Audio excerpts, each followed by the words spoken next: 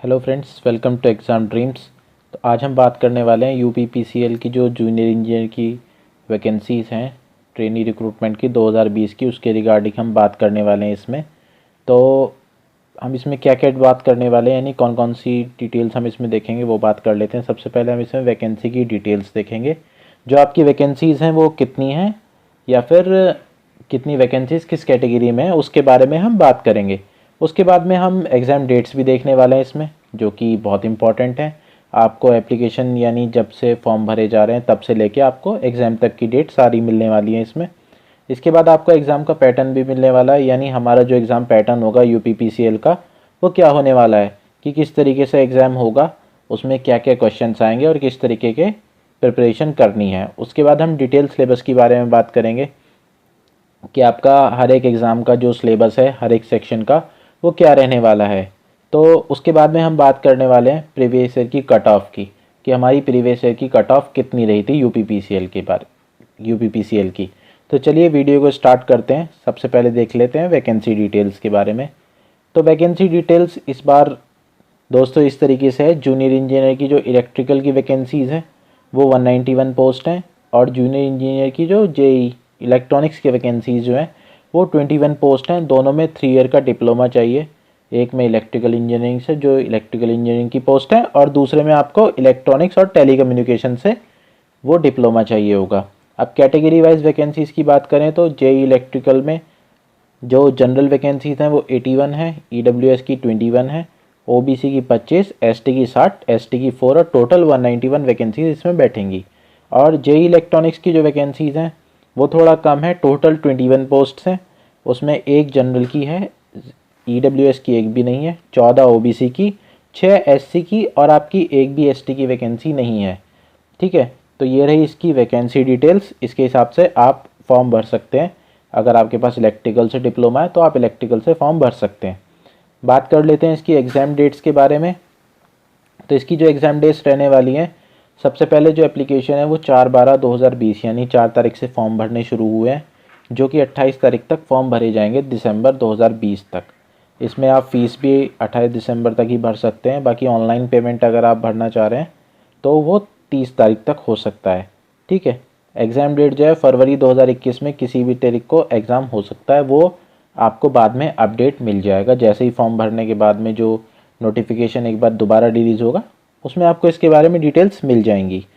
बात कर लेते हैं इसकी एप्लीकेशन फ़ीस के बारे में।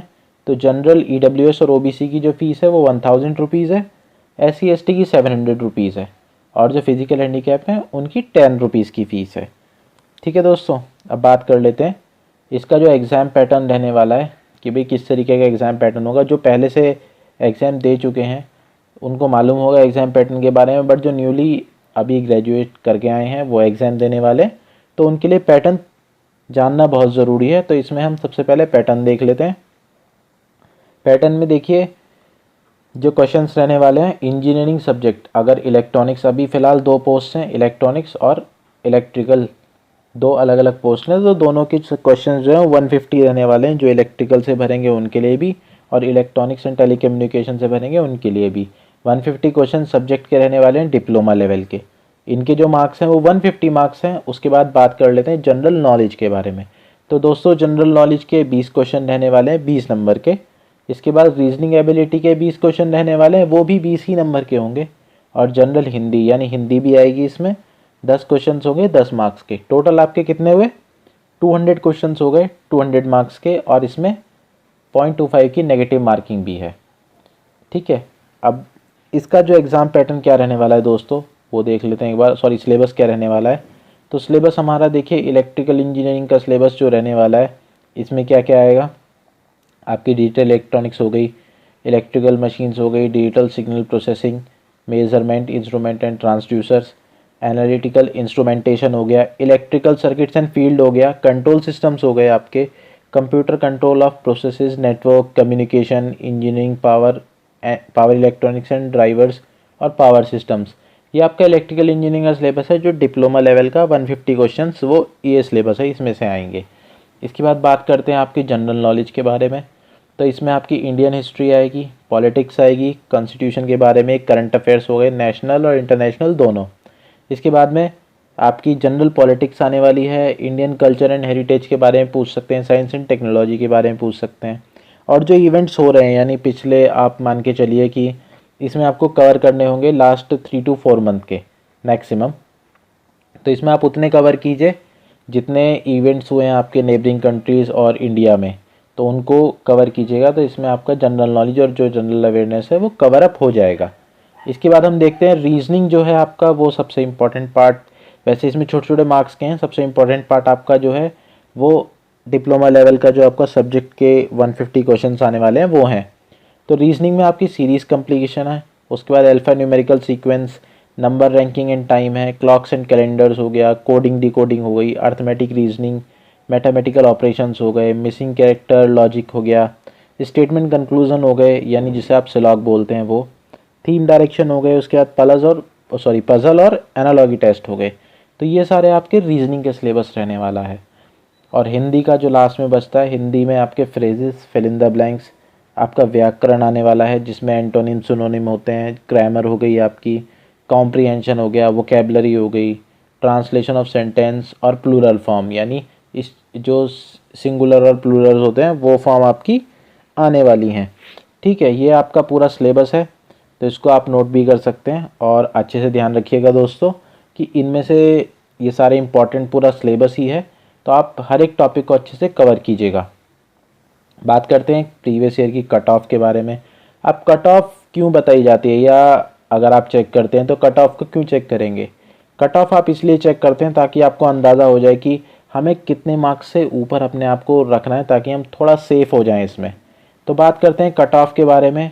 तो 2016 में इलेक्ट्रिकल और सिविल की वैकेंसीज थी, 2017 में खाली इलेक्ट्रिकल की वैकेंसीज थी, और 2019 में इलेक्ट्रिकल और सिविल की वैकेंसीज थी। इस बार इलेक्ट्रिकल और इलेक्ट्रॉनिक्स एंड टेलीकम्युनिकेशन की वैकेंसीज़ हैं।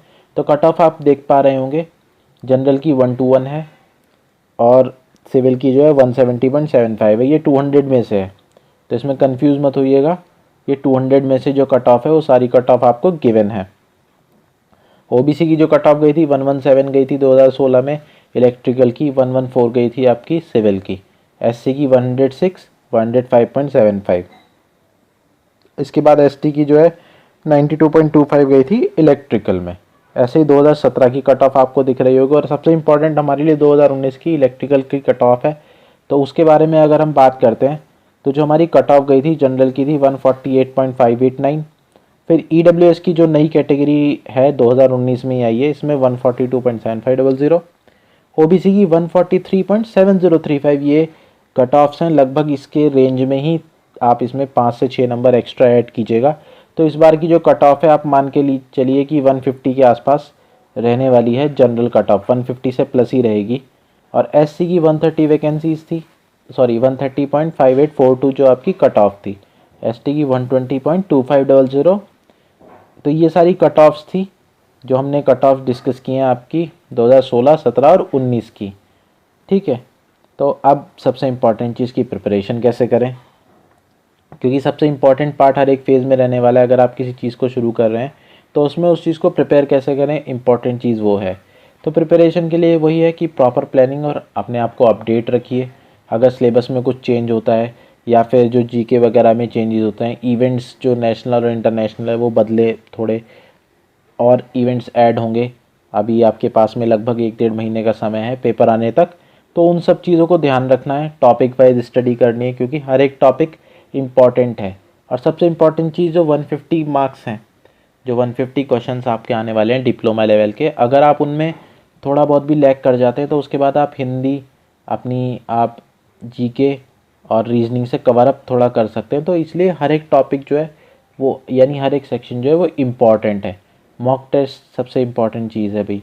कोई भी एग्ज़ाम आप दोगे तो आपको मॉक टेस्ट ज़रूर देना होगा। आप मॉक टेस्ट करिए, 2-3 मॉक टेस्ट डेली करिएगा, तो उसमें आपको पता चल जाएगा कि आपके, अगर एक मान लीजिए आप डिप्लोमा लेवल का ही करते हैं, तो डिप्लोमा लेवल में आपको ये पता चल जाएगा कि मेरा कौन सा टॉपिक लैग कर रहा है या किस में मैं लैग कर रहा हूँ। तो उसको आप दोबारा प्रिपेयर कीजिए। ठीक है, revise your concept thoroughly as revision is important. तो रिवीजन इम्पॉर्टेंट, और अपने कॉन्सेप्ट्स को बार बार आप रिवाइज करते रहिए ताकि कोई आपको प्रॉब्लम ना आए। हर एक सेक्शन इम्पॉर्टेंट है और फ्री माइंड से प्रिपेयर कीजिए, और जब आप एग्ज़ाम में जाएं तो अपने एक चैम्पियन की तरह वहाँ पर परफॉर्म कीजिए बिना किसी प्रेशर के। तो आपका एग्ज़ाम जो है वो पास होने का, या आप कह सकते हैं कि एग्ज़ाम हमारा क्लियर होने के चांसेस ज़्यादा रहते हैं। तो ये थी आपकी एग्ज़ाम प्रिपरेशन की स्ट्रेटजी। और it's always seems impossible until it is done. तो वही चीज़ है कि हर एक चीज़ इम्पॉसिबल लगती है जब तक वो हो नहीं जाती। कोई भी आप एग्ज़ाम्पल ले सकते हैं। तो इसलिए अगर ऐसा लग रहा है कि भाई एग्ज़ाम क्लियर नहीं होगा, हम नहीं भरेंगे फॉर्म, तो उस चीज़ को आप थोड़ा सा आप पीछे रखिए, आप अपने आप को बैक कीजिए, फॉर्म भरिए, और अगर आप तैयारी करेंगे, आप एक स्टेप्स फॉरवर्ड लेंगे, तो आपको उम्मीद होगी कि हाँ, हम इसको आगे कैरी फॉरवर्ड कर सकते हैं और एग्ज़ाम को निकाल सकते हैं। एग्ज़ाम निकलने के बाद आपको लगेगा कि यार ये तो पॉसिबल था, हमने कर दिया। तो इसलिए प्रिपरेशन तैयार रखिए, अपना जो टॉपिक्स लैग रह गए हैं उनको अभी करिए, आपके पास टाइम है थोड़ा सा, उसके बाद आप आगे बढ़िएगा। और अगर वीडियो अच्छी लगी हो तो वीडियो को शेयर, लाइक और कमेंट कीजिएगा। कमेंट बॉक्स आपके लिए ओपन है। अगर आप इस वैकेंसी से या किसी और वैकेंसीज़ के रिगार्डिंग कुछ जानना चाह रहे हैं तो कमेंट बॉक्स में कमेंट कीजिए, और वहाँ पर पर्सनली मैं आपके हर एक कमेंट्स को, या हमारी टीम जो है हर एक कमेंट को देखेगी, उसका रिप्लाई करेगी, और जो इन्फॉर्मेशन आपको चाहिए वो आप हमारे कमेंट बॉक्स में कमेंट कीजिए, और वहाँ पर आपको उसके रिगार्डिंग जो भी इन्फॉर्मेशन आप मांग रहे हैं वो हम प्रोवाइड करने की पूरी कोशिश करेंगे। हमारा चैनल है एग्ज़ाम ड्रीम्स। आप यूट्यूब पे जाइए, एग्ज़ाम ड्रीम्स पे एग्ज़ाम ड्रीम्स टाइप करिए, चैनल आ जाएगा, और चैनल को सब्सक्राइब करने के बाद नोटिफिकेशन बेल को ऑन कीजिएगा। और चैनल सब्सक्राइब करने से आपको दो फ़ायदे होने वाले हैं। सबसे पहले कि अगर आप ऑनलाइन नहीं हैं यूट्यूब पे तो आपको नोटिफिकेशन मिल जाएगा जो भी हम नेक्स्ट वीडियो अपलोड करने वाले हैं, और अगर आप ऑनलाइन हैं तो आपको हमारी जो अपलोडेड वीडियो है वो तुरंत की तुरंत यूट्यूब पे मिल जाएगी। सो thanks for watching the video and please subscribe and share this video. Thank you.